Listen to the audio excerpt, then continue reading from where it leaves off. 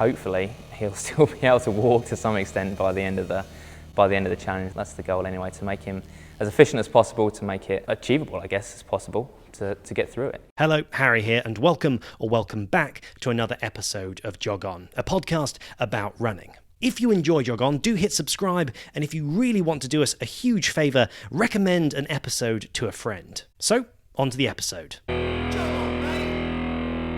Now, today's episode is pretty special to me because it is number 50. And so for it, I thought, why not get somebody a little bit special on? So I got in touch with the man whom I recorded the first ever Jog On episode with all the way back in 2016. That episode was finally released in 2017, and then finally it was re-released in 2018 when the current version of the podcast Jog On finally got started. This man is a fountain of knowledge regarding outdoor and functional fitness, and we discussed everything from his adventures in the mountains, almost 2 days of driving through the Atlas Mountains on some really dodgy roads, through to open water swimming. Generally, in the UK especially, you can't see a lot in the water. As in episode 1, we reviewed some of the specifics of what makes an efficient running form. The downside to that is it's kind of like you're putting the brakes on every single time you take a step. And even caught up about an event that he helped me with over 5 years ago, for which I was also able to dig up some of the old footage, so stick around for that. We began with me talking about that episode recorded back in 2016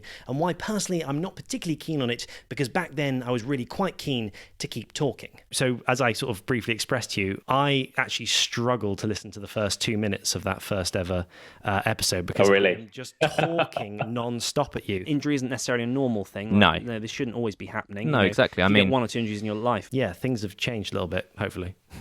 Definitely, man. I mean, I've got a few to catch up on, but I've listened to most of the podcasts, and the progress and development of the podcast through the sort of the all the episodes you've done is awesome. It's really good. It was an absolute pleasure to finally talk with him again, and I hope you enjoy the conversation as much as I did. So please welcome back to Jog On, Olly Drew.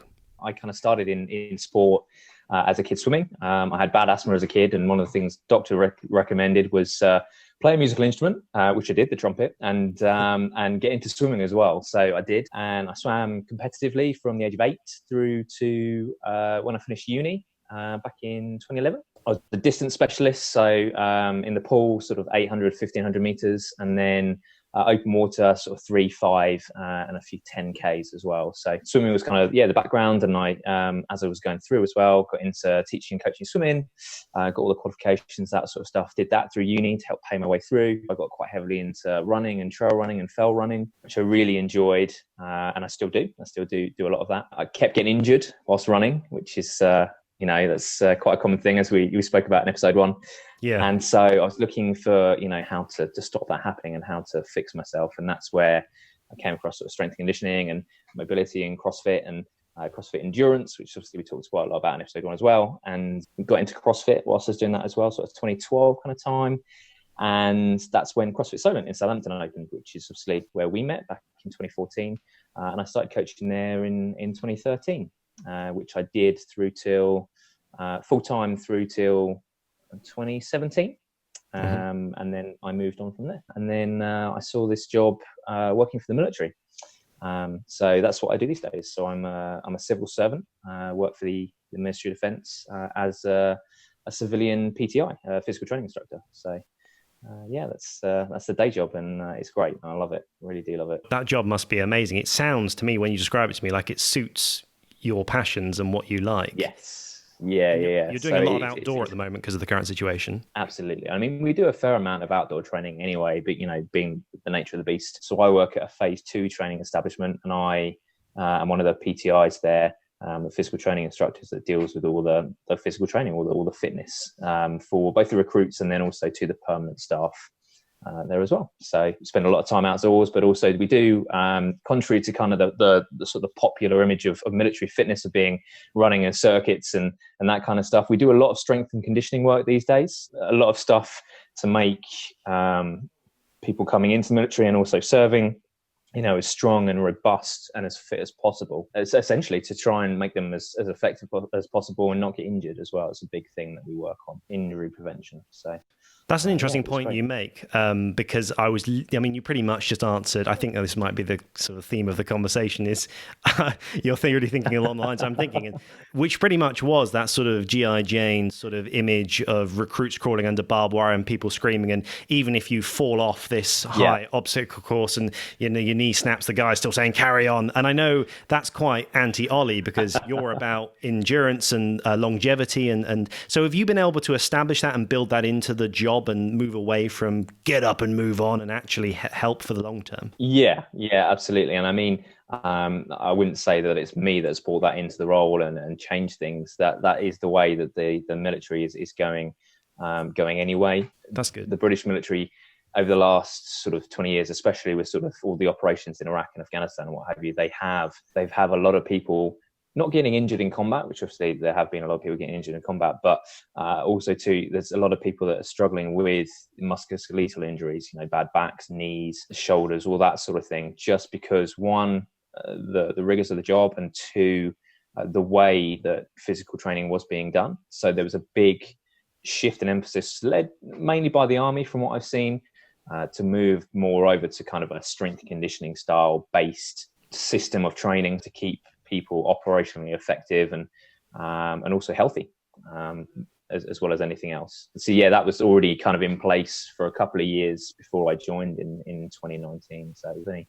beginning of last year I joined. So I've been in the job a year and a half now. So. Wow. So it wasn't you that single-handedly changed the way the entire British Army operates? I'm not going to claim that at all. No, people much smarter than me with much more influence than I have in the scheme of things had already put those wheels in motion.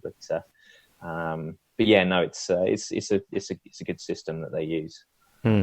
And I think that's one of the fascinating things. I think for anyone listening who understands the gym model, if you like, the sort of your bench press and your curl and that sort of more traditional aesthetic, that's certainly a background I came from at university. And then with the discovery of things like, to throw out a name, Ido Portal and movement, and then to discover CrossFit as well, and it being much more about functional movement.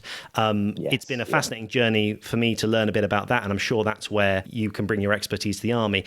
Is there a rough summary you could give to someone who only understands that kind of single sort of linear movement in a gym, and what your kind of training philosophy is regarding sandbags, kettlebells, bodyweight movement, and how that helps people? Yeah. So it's focusing on movements that work multiple muscle groups at a time, working through multiple planes of motion as well. So not just up and down, but rotation. Aim of the game is to improve performance. So what you'd see as sort of your traditional gym model with, as you say, your bench press, your bicep curls and all that sort of stuff, although they are both important movements, that obviously comes from the bodybuilding sort of train of thought, where you're focusing on aesthetics and muscle group isolation and that kind of stuff to produce a body that looks good. Whereas a lot of what I do is about performance and making sure the body is working properly, so that you're strong in what would be considered kind of the basic movement patterns of life, which would be squatting, hinging, so deadlifting, picking things up off the floor, essentially, pressing or pushing, so that's generally upper body, things like press ups or bench press, but also getting yourself up the floor if you're lying down, upper body pulling as well, so pulling yourself up over a wall, and then core work as well, so what we call rotational and anti-rotational core work. So being able to have the strength to move an object around you or to move yourself around an object, but then also the strength to resist movement. So for example, in a sports specific context, anti-rotation is very important in contact sports like rugby or American football, because you've got to have the strength to resist someone hitting into you, essentially, or tackling you. So we kind of look at those fundamental movement patterns. Gait is another big one as well. So walking, loaded walking, but also to running, where I'm sure we'll speak about as we get into this. But running. So we're looking at looking at those kind of fundamental movement patterns, I guess, and building strength and stability around those. So that's kind of how I work. And a lot of that functional movement and those fundamental movement patterns you just discussed are very prevalent in the sport of CrossFit. Most people listening to this will have a pretty good idea of at least roughly what CrossFit is, thanks to things like Netflix and stuff. There's documentaries out there. Where are you at with that CrossFit journey? Have you taken some of the principles from CrossFit and moved them onto your own style? Do you still implement CrossFit on a day-to-day basis? It's an interesting question. I would say that I follow the core philosophies of CrossFit in the fact that I'm working with functional movements. So if you take the base definition of CrossFit, it's constantly varied functional movements performed at high intensity. I do have high intensity in my training, but nowhere near as much as I used to. That's for sure. I don't do a lot of kind of the more, I guess, signature CrossFit movements. These days, I don't really Olympic lift that much, apart from maybe power cleaning. Is there any reason for that as to why you don't do as much Olympic lifting as we used to? I would say that it's mainly because it doesn't really have a purpose in what I'm training for. So I'm training to be good at my job and good at the sports that I want to do or the activities I want to do. So things like running, swimming, hiking, climbing, all that kind of stuff, paddleboarding. Those are the kind of the main things I do these days. Things like handstand walking and that sort of stuff. I can train that strength maybe with handstand holds, but also too with simple things like a press or a push press. Those movements, kind of the more high end kind of CrossFit movements, I would say are much more relevant to the sport of CrossFit. I think we see these days that there is a split between CrossFit as a kind of a fitness methodology and making people healthier and move better and all that sort of stuff, and then CrossFit as a sport. And I would say I'm more on the kind of the health and fitness kind of side of things when it comes to CrossFit. And I've kind of parked those to one side and I just focus on what's going to help me achieve the fitness that I'm looking for. Yeah, there's an element of risk to reward ratio. That's a hard one to say. Absolutely. That's interesting. So it's sort of a case of stripping out some of the basics and that kind of floor level of just the absolute basics, and they'll always have a place. For you, strength and conditioning in running, where does someone begin if they haven't implemented any strength and conditioning so far in their running? What does that look like? Oh, that is a very good question. I would start with just some basic strength stuff. You're obviously running. I would presume that your cardiovascular ability is going to be pretty good, or that it's developing, and you're using running to develop that. So I would look at focusing on some basic lower body and core strength work. So I would look, going back to those basic foundational movements, I would look to get you doing some sort of squat, some sort of hinge movement, and then working on core, obviously rotation and anti-rotation, because as a runner, you are going to be rotating a little bit through the torso, but at the same time, make sure that you're being as efficient as possible. You also want to be able to control that movement. And once I had an understanding of that sort of strength, that also too looking at things like your coordination and your stability, I would then maybe look to introduce some more kind of running specific movements in. So more what we call unilateral movements. So single leg work or single sided work, because obviously running is it's basically a series of movements from one leg to the other, isn't it? So that's kind of the route that I would look to take someone through when it comes to introducing them to strength and conditioning work. So as I say, leg strengthening and core strengthening, essentially. A little bit of upper body as well, but that's mainly to help with posture. Obviously something I spoke a lot about in episode 1. First one, and the one that I start with everybody that I look at running with, is good posture and being upright and tall and not being hunched over and broken at the hips or broken at the waist. Banged on about that in terms of running technique. And we can't have this conversation without using that word you just used, technique and form. Yes. To take you back 4 years ago, 2016, listening back to that episode and some of the pointers you had then, I think one of the big ones, I made a note of it, a big part is running upright to help with breathing. Landing underneath your center of gravity is a huge point. There is, I think, an ongoing debate about foot strike that seems to still be something that we can't quite fully clear up. And you and I are a bit more towards the side of mid-forefoot striking as opposed to heel. Have any of your views or things changed, or do you still absolutely think that the pose method is a fantastic form? And to explain what that is. Absolutely, yeah, of course. In terms of have my views changed? They have a little bit. Back then I was a very big proponent of the pose method, and I think the drills and the fundamentals behind it, in terms of what they kind of achieve with a runner, are very good. And a lot of the drills, if I'm working with a runner, even in the population I'm working with these days, the tactical athlete, I will still use a lot of those kind of drills. I think as my knowledge understanding has grown and I've done more courses and read more and all that sort of stuff, I don't think it's quite as black and white as they paint it. In terms of, we didn't really talk about it in the last podcast, but a big thing about pose method is they propose that you can use gravity to help a lot with your running, in terms of if you're holding that good body position, or as they would call it, the pose position, you can essentially fall forwards. You can sort of almost hinge at the ankle and fall forwards, and that momentum is what takes you forwards. A great concept. I have read a lot since those days about sort of some flaws in that theory. So as I say, I think there are a lot of good things in terms of good positioning, good posture. Thinking about, as you mentioned at the start of your question about your foot landing as close to your center of gravity as possible, I think that is definitely still a big thing, and I think that's almost, it's not, I wouldn't say universally agreed upon it within the running community, but if you read a lot of good running coaches, when they talk about running form, even when they have athletes that do heel strike, actually, they are still aiming for the foot to be landing, if not under the body, at least under the knee of the front leg, as opposed to being out in the front, which we talked about in terms of, the heel strike and flinging that leg out and overstriding, which was obviously something we talked about in podcast 1 as well. So, as I say, I think my views have maybe evolved a little from the black and white of pose method into a kind of a more nuanced grey. I guess it's that classic saying of the more you know, the more you realise you don't know.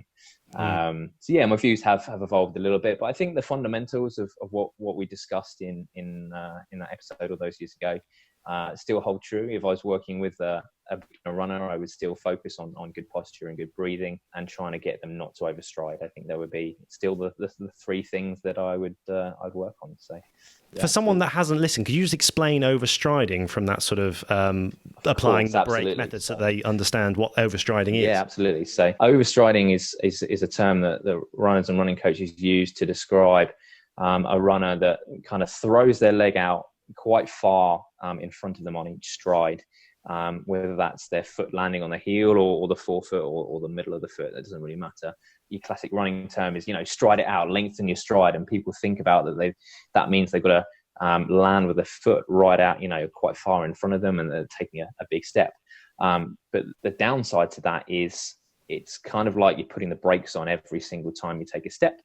Again, a good analogy that I spoke about in podcast 1 is, imagine if you were, standing still, minding your own business, and someone shoved you between the shoulder blades. The first thing you do to stop yourself falling flat on your face would be to put your foot out in front of you to stop yourself falling. And if you're overstriding and you're taking big, long strides in that way, it's very similar. You're almost stopping yourself on every single movement, or at least slowing yourself down on every single step that you take. It's good to watch elite runners, actually. Anyone from Usain Bolt through to Kipchoge, if you watch slowed down videos of them, which there are plenty of online, you'll see they are taking what look like really long strides. But if you look where their feet actually land, they're probably within kind of this much of being underneath where their body is. So it's very close, if not under sort of the rest of their body, although it looks like they're taking huge strides, which they are taking very long strides, but the way their momentum works and the way that they're running with really good form is the fact that their foot's actually landing quite close to being under their body. So yeah, that's kind of overstriding in a nutshell. Yeah, it's quite fascinating. I have these conversations quite a lot. Quite often when people go on the treadmill, often they're asking about their technique or their form, and we're filming their feet in slow motion, having a look. So it's sort of there as a daily reminder to me about, so it's a fascinating conversation. And weirdly, I think actually I find myself saying phrases that you originally said to me, to them, about not overstriding, and if someone shoved you, try not to apply the brakes, because you just see every variety. It's incredible how we're this one human race species, and yet the running style that you see are so varied, from someone who's gliding to someone who is slamming their heel way out in front of them and rocking from side to side, incredibly inefficient. And whilst a treadmill is not a particularly fair comparison of what they might be doing out in the wild, it's something fascinating, and it'd be nice at some point to put a clip up of you describing it and almost have that as a reference point, and I can say, well, go look at this guy. Your own running, how's it been over the last few years? You've been someone who sort of, I think dabbles almost sounds like an insult, but you do so much in regards to rucking, to the strength and conditioning, your open water swimming. Running wise, have you sort of upped the mileage? Have you played around with it? Where are you at with your running? I have. I'm actually kind of in a stage at the moment with my own training of going longer is the honest answer. And the reason behind that is I've been doing a lot of work over the last couple of years on the concept of building an aerobic base. Mm-hmm. So I'm sure you've heard of people like Phil Maffetone, Dr. Maffetone, and the maximum aerobic frequency method books as well, like the 80-20 running or the 80-20 triathlon and stuff like that. The concept being that if you look at elite athletes and those that perform at their best, 70 to 80% of their training, if you look at their training volume, whether that's over a week, a month, a cycle, a year, whatever it is, about 70 to 80% of that is easy sort of low intensity training, and then 20 to 30% is the higher intensity, the track work, the intervals, the hill repeats, all that kind of stuff. So I'm kind of dialing things back, going a bit slower, a bit longer, and working on building my capacity at sort of lower heart rates and that sort of stuff. So probably running somewhere between 25 to 30 miles a week at the moment, mixture of sort of trail and road with, probably, as I say, probably about 30% of that is kind of interval based sessions. So whether that's time based or distance based, and then the rest is just nice and steady, really kind of, if you take your traditional training zones, sort of your zone 2, zone 3 kind of training. So so still running and still enjoying it 100%, definitely. I recall, I think back to particularly sort of around back end 2015 into 2016, when we were at the CrossFit box, as you well know, but just for people who to give people, paint the picture, if you like. I felt like you and I were sort of, if it's even fair to put us on the same level, because you were the coach and I certainly wasn't a coach, but I felt like there was a very small, minute group of us that really did reject ever so slightly that thing of, I mean, for people who don't know, CrossFit gyms, they give them the name boxes, and they kind of literally are sometimes warehouses. And the very nature of what you and I love, which is the great outdoors, whether that be hiking, rucking, running, and getting out there in the fresh air, as much as we love CrossFit, for me, that was always this ever so slight negative, was you are actually still going to a room, you're still trapped in there. And so what would happen is on one day of the week, it might have even been two at some points, but certainly one day of the week, you would take us to the athletics track and we'd either run or cycle up there and then do a session. And for me, looking back, that's the things I think of, as fun as it was climbing up a rope and then doing 20 push-ups or whatever the workout was that day, my most fondest memories are out at that track. Will that always be a thing for you, that yes, there is the work that has to be done in a room because it's easy and you can get people there, but is the passion for you always going to be the great outdoors? I think so, yeah. And I think that's definitely my passion as a, outside of the day job. But as I said, I do a lot of that kind of stuff in the day job anyway, whether it's, the current situation or not. I think outside of the day job, as a coach and as someone that, wants to do fun things with people, with my friends and that sort of stuff, more and more I'm sort of heading in that direction, of doing stuff outdoors, whether that's, going for a trail run on a Sunday or getting out on the road bike, or Tuesday just gone, for example. There are a few of us from the CrossFit gym. We took paddleboards down to Boscombe and we and a couple of dumbbells, and we did a workout in on the beach and into the water, and then spent an hour messing about on the boards, and it was it was great. And we were using getting some fitness in, but also to just having fun and messing around. And that's one of the main reasons that I train, and whether it's running or whatever, is to enjoy doing those sort of things and not just being stuck, not thinking of my fitness as, right, I'm going to go to the gym and I'm going to do this and this, and that's my fitness done, and then I walk away. For me, it's very much about enjoying that process and being able to apply what I do with the strength and conditioning and the barbells and that sort of stuff, and then being able to use that fitness to do, activities I want to do, or even take that fitness and do it outside. You and I once had that conversation of athlete versus coach. You're someone that probably has walked the line a bit but certainly filled both shoes. To me, your talents as a coach have always shined through. I've always felt that you're a fantastic communicator, as it will come across even in this right now. Someone that is very loud spoken, clear, and knows what they're talking about. It's amazing how much of a difference that makes when people who just need to be told what to do and how to do it, especially with complex movements. I remember in CrossFit there being things that were really things when you realize you kind of made it look easy. So I think someone could be mistaken for thinking, oh, what a great job. You just chat and you say, climb up the rope. But actually what's happening is you're really breaking the movement down. When you look back at everything and moving forwards, do you consider yourself first and foremost coach? Is there a part of you that sometimes wants to just break free from it and just go out and train for yourself? How do you balance that day to day?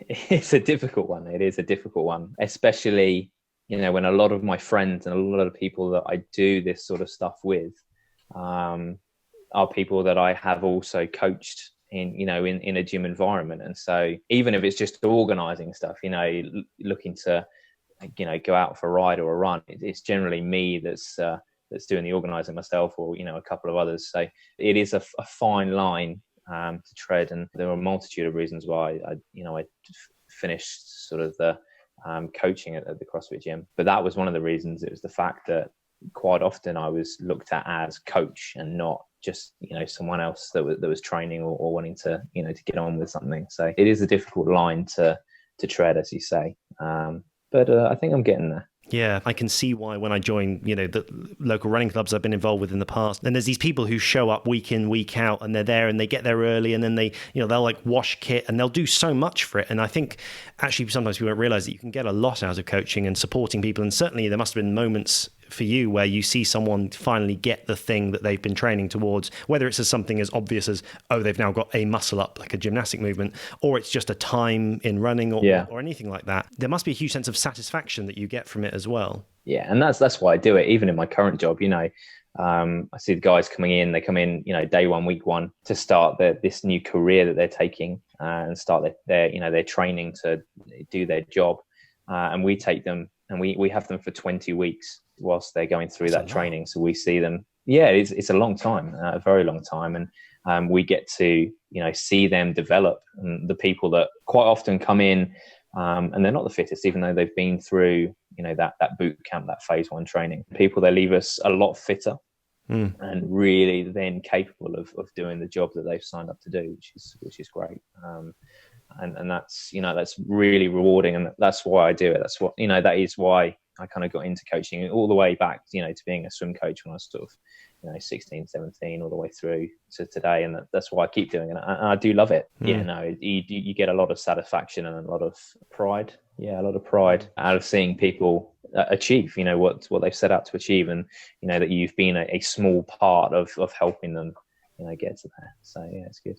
And 20 weeks is a long enough period of time that you really can affect some serious change. That 20 weeks, absolutely, that's, that can be quite some serious weight loss, or it can be quite a lot of strength gain. It can be, or just a stronger mental game as well, and just building someone's mindset and their own. Because I think a lot of the time with this training, that there's a culture of just looking at the aesthetic or the physical or the numbers or anything. But sometimes what's happening as well is they're getting stronger, fitter, faster, whatever it is. But something's changing up here as well, and in their own head, they're becoming more confident in themselves, and that must be one of the most impactful things to see happen to someone, a recruit or whoever's coming in. Oh yeah, absolutely. Yeah, you do see, especially at work these days, where a lot of the people coming in, most of them are, they're 18 or 19 years old. They don't have a lot of life experience, and they come in and week one they're very quiet and unsure of themselves, and by the time they leave at week 20, you see, majority of the time you see a big confidence boost, and you see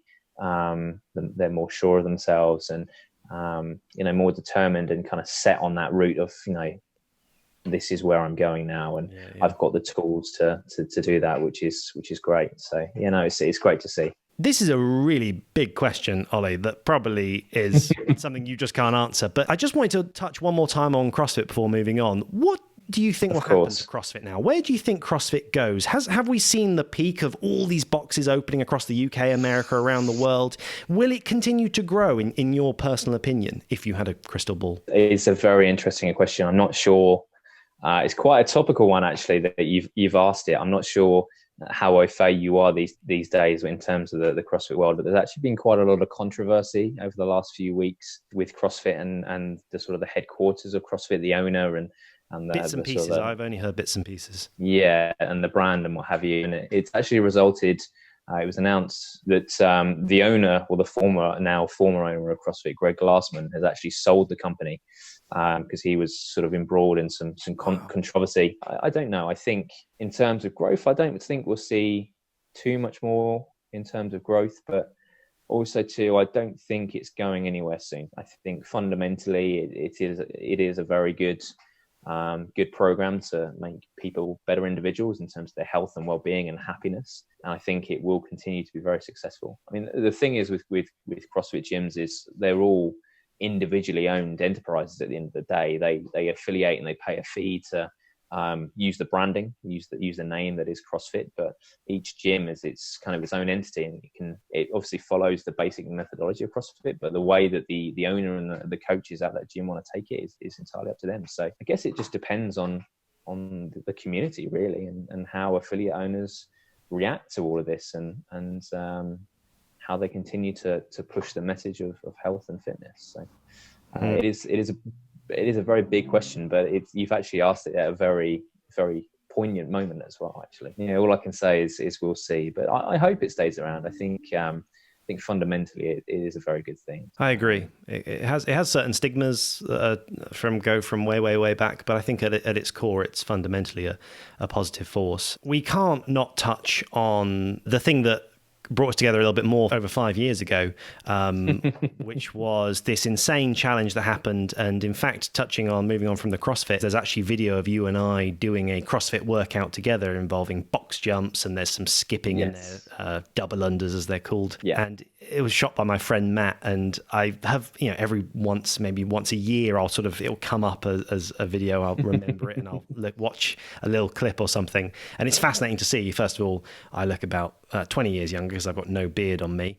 And that was all based around some training. I sort of took you on really as a sort of a slightly informal coach and advisor for an ultra that I was essentially doing over the space of 4 days, if it's fair to call it an ultra. Yes. So it basically added up to about a marathon a day on the Cotswold Way, and obviously based in the Cotswolds where I grew up. And it was something I wanted to do because at the time it was raising money for the mother who had been diagnosed with breast cancer at the time. And so it was a fantastic process and amazing to have a date in mind. It was the back end of September and then the 1st, 2nd and 3rd of October. Crazy thing is I turned 24 when we did that. I was 23 when we started it, and then 4 days later I was 24 when we finished, and I'm 28 now. So just goes to show the time that's passed. That was an amazing experience. You were fantastic at supporting. You came down, you basically lived at my house for a couple of days, had to pop back because the boiler broke, and then came back for the finish, and then carried me through the streets of Bath in a piggyback. Is that something that you've done more of since, in terms of supporting someone or your own journey into doing a sort of a multi-day stage event? I've not done any supporting actually since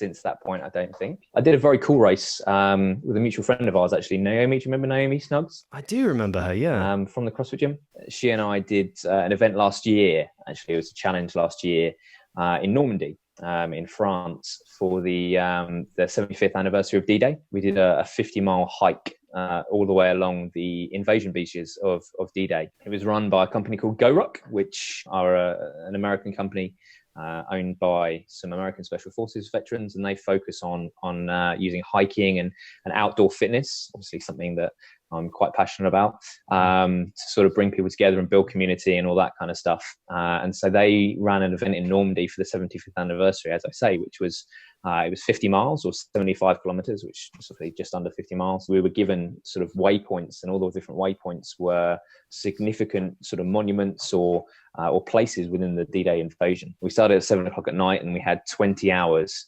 to completely, hit all these waypoints and complete the 50 miles. That's kind of the longest thing I've done in quite a while, and it was a challenge, but it was very enjoyable, and it did actually bring back memories when we finished. We finished at the American Cemetery on Omaha Beach, and sort of sat there enjoying the feeling of having completed it. It did take me back actually to that day in Bath when I remember you running through the streets with two of your friends from uni, and I remember I was on a corner around the corner from the bathhouse, watching out for you, and then running with you into the final bit, which was very cool. Always fascinating when they do these runs that are based around something historical, or there's a theme, and people do, they follow a famous trail. There's, people that run the length of Hadrian's Wall. I like those things that kind of double layered. It's not just a random run. It's also you're following a path with some kind of historical meaning, or there's a story behind it. On the subject of that day in Bath, I remember you all of a sudden appearing and you were there running, and we hadn't planned, because of course we finished it on a Saturday, I believe. It was either Saturday or Sunday. Yes. I don't remember. It was a weekend Saturday day. or Sunday, one of the two. Yeah. In the middle of Bath, and all this planning, and we spent so much time where we're going to go for that point, and we'll end day 2 there. We'll pick up, we'll go straight back to the end point, and blah blah blah. Do the next marathon, and this is a big hill we have to watch out for. We'll refuel here. All this fantastic planning. I remember there's a photo somewhere of you, my own mum, poring over a map, trying to work out the route and everything. And the signage was very good. And it just took all the pressure off me. Basically, I just had to sort of look ahead and run. And we did all that, and then nobody at any point kind of went, oh wait, but a weekend day in Bath, it might be absolutely rammed. So all of a sudden we're weaving through people, and then we burst out, and there's the Bath Cathedral in front of us, where we touch the door, and that's the ending of this 102-mile run of the Cotswold Way. And Matt filming, and there's all these people. It was one of those moments. It was so, I'm probably making it too dramatic, but it was such a big moment. It was kind of an out-of-body experience. I was just kind of watching the scene play out. Yeah. Like you say, it's after something like that, 4 days of running, it's this culmination of effort and all the planning that's going on, all the people that helped, and it all just stops there, and you kind of just collapse, and that's it. And it's made me think, just to move on to endurance races, that it's something I'd like to do more. As much as 5Ks, 10Ks, park runs, all this short stuff are fantastic, there is something about doing something continuously over an incredibly long period that is almost vaguely spiritual, without wanting to sound too hippie-ish. Yeah, absolutely. I think have you heard of Ross Edgley? Yes, absolutely. He's done some crazy things. Yeah, I would recommend definitely reading his latest book, The Art of Resilience. He talks a lot about that sort of stuff, that kind of spirituality and mindset, and how sort of undertaking these challenges sort of really can, reinforce and develop your resilience and develop your personality and your character, and really let you understand how your mind works. It's a very interesting read. Yeah, and it's I'm definitely on the same vein as you with that one. That's something that I'd definitely like to do a lot more of. I think a big one for me, to be honest, is the one you mentioned along Hadrian's Wall. That's definitely on the to-do list. It's something I really do want to do. I think another one as well is a trail over the Pyrenees from France into Spain, which is the route that a lot of Allied pilots in the Second World War, again going back to the Second World War, I'm a bit of a history nut, so going back to that, it was the route that Allied pilots, shot down in France, used to escape France into neutral Spain, and then make their way back to Great Britain. And it's a route through the Pyrenees that's from all the sort of accounts I've read, it's a pretty interesting one, and a pretty difficult one as well. So that's another one on the list. Whether I run it or or hike it, I'm not quite sure, but that's definitely on the list as well. Do you think that people like yourself who do these crazy challenges, do you think deep down everyone has a part of them that would find it amazing if they just stuck at it? Or do you think that people are divided up into, there are those that like to go and run 50 miles, and then there are those who are happy just to do a little bit, take a walk, and that's kind of it? Have you seen transformations happen that you thought do you know what I mean? I know that's quite a deep question, but do you think there's a split? No, I have, and I don't know whether there's a split or not. I think there are people. There are a lot of people that are afraid to step outside of their comfort zones, but I think if people can just make that little first step, or get nudged to do something outside of their comfort zone, I think most people would freely do something that is challenging and is what most people would consider crazy and what we consider a Friday afternoon. But I guess an experience of that I've had. So I volunteer for a company called Different Travel, which is a company that works with charities and hospices and that sort of thing. I did my first trek with them in November of last year, running it. So I work as like a volunteer sort of tour manager. So I make sure everybody stays safe and is happy, and liaise with the local guides, and just make sure everything goes smoothly. And it was a very cool experience. It was really good. It was really good. Challenging. I managed a trip out into the Sahara in Morocco. and we spent 4 days trekking through the Sahara. And it was with a charity down near Hastings. It's just ordinary people that wanted to raise money for a hospice. Almost 2 days of driving through the Atlas Mountains on some really dodgy roads. So yeah, I think even those people that think on the face of it, oh no, I couldn't do that, that's too difficult, I'm not capable of doing that. If you just give them that little nudge, they just take that first step. I think a lot of people are very much capable and would enjoy a lot of the things that we do and we kind of take for granted, I guess. Yeah, it is fascinating. It's great when you see someone break through. Yeah, like you say, sometimes it's just a comfort zone thing. The final thing I want to talk to you about, Olly, because it's something that I was reminded of about 3 days ago. I was very privileged to join a small group of athletes who went down to a lake. We all just met there, and I was doing a trail run on the day. I went off my sandy trail run. It was excellent. Came back, sort of did a bit of a leg freeze in the lake afterwards, which felt amazing. Yes. Yeah. And they went out and they were out swimming for 45 minutes, which, by Ironman terms isn't even that long, but to someone like me, it's nuts.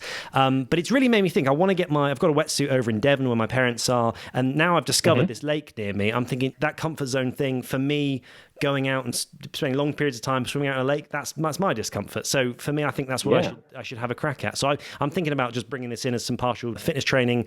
I've actually started aqua jogging just before lockdown, and so I'm going to do some lake aqua jogging. So we'll see how that goes. Really, this is just me asking you personally, what's the best way to approach it? How would you begin with the first few sessions in terms of getting in that lake and swimming around it? Start off, just get used to swimming for a period of time in that environment. It is swimming in lakes and swimming in the sea is very different to swimming in a pool. The good thing about wearing a wetsuit is that you'll float. So if you get tired, you can just stop and you'll basically just float there without having to do anything, which is great. But there is a bit of kind of sensory deprivation when it comes to open water swimming, because generally in the UK especially, you can't see a lot in the water. You can probably see, if you're in a good lake, 2 or 3 meters in front of you. So there's that aspect, and being able to what's called sight as well. So kind of popping your head out of the water and having a look and see where you're going to make sure you're swimming in a straight line or a vaguely straight line. So I would say start off, just do 15-20 minutes to start off with, and just to see what it's like. Get used to swimming for longer than a few minutes in a wetsuit for a start, because that feels weird as well. Your legs and your butt are quite a bit more buoyant in a wetsuit. I've been one of these serial sort of my legs drop in the water like type. This, yeah, exactly. And I remember we briefly discussed a long time ago about that position called a hollow rock and trying to open everything up. And I remember trying it in the pool a couple of times. Again, I wasn't persistent enough, because I've been practicing for the last 4 years. I'm sure I'd be a half decent swimmer. But yeah, for me, that kind of, if you watched a slow-mo video back of me underwater, I'm sure my legs would be at a horrendous angle. And it's just all, so I kind of look forward to the idea of maybe that wetsuit picking up. So that would definitely help, and 100%. Just play around with it and get used to that feeling of doing it. As I say, do maybe 15-20 minutes. Swim to the buoy, that if they've got buoys that you can sight on, see where you're going and have that as your target. Just swim to the first one and then swim back to where you started, and maybe do that 2 or 3 times with, rest if you need to, and then just gradually build it up from there. It's very similar in concept to running in terms of building distance. Just do a little bit at a time, and if you enjoy it, then just do a bit more and go from there. But I would advise good pair of goggles. Maybe look for something that's a bit more designed for open water swimming, because open water swimming goggles are generally a little bit bigger, so you get a bigger field of view. I wondered that. Is there a difference? Okay, that's good to know. There is. I mean, I personally swim in racing goggles, but that's because I've been swimming since I was like this big. So, but yeah, you'll find a lot of triathletes, especially in those that aren't necessarily quite as comfortable in the water, will wear sort of slightly bigger goggles, so that when you look up, it's not just this tiny little thing on your eye. It's got a bit of a better field of view. A swim hat as well. A nice bright swim hat is a good thing to have on. One, because it helps keep your head a bit warmer, but 2, also it makes you easier to spot. If something, God forbid, does go wrong. It's not just your, especially with your hair color, it's not, your head kind of blends in with the water. Whereas if you've got a bright pink or a bright yellow swim hat on, or blue or whatever, it just means you stand out a little bit more. So on a safety kind of point of view. So yeah, that's what I'd say. I'd say, get yourself in the water, let yourself acclimatize, have a play around, get used to swimming in a wetsuit, and then just kind of build up a little bit more each time and go from there, really. One of the girls had a waist belt on with a string coming out of it, and it had this large inflatable pink thing, which I vaguely remember maybe seeing in the past on somewhere. Is that just a safety device? That's exactly what it is. So it's called a toe float, and it can be for a couple of different things. Firstly, yes, it's a safety device because it's inflatable. If you get tired on a long swim, you can just give it a hug and you just float there. Two, it's quite visible. So, they're generally kind of somewhere between sort of 40 and 50 centimeters, I think, in terms of size. So just like the swimming hat, it's like a visible marker. So if, something did happen, it's a lot easier to find you. That's more for sea swimming as opposed to lake swimming, but there's that as well. But also too, some of them are almost like dry bags. So they float, but also too, you can put stuff in. So if you're swimming on your own, and again, this is more sea swimming than lake swimming, but if you're swimming on your own, you can put all your clothes and your towel inside of it and it seals up, and then you can take it with you. So you don't have to leave your clothes on a beach or worry about a car key or anything like that. You can literally pop your clothes in this bag.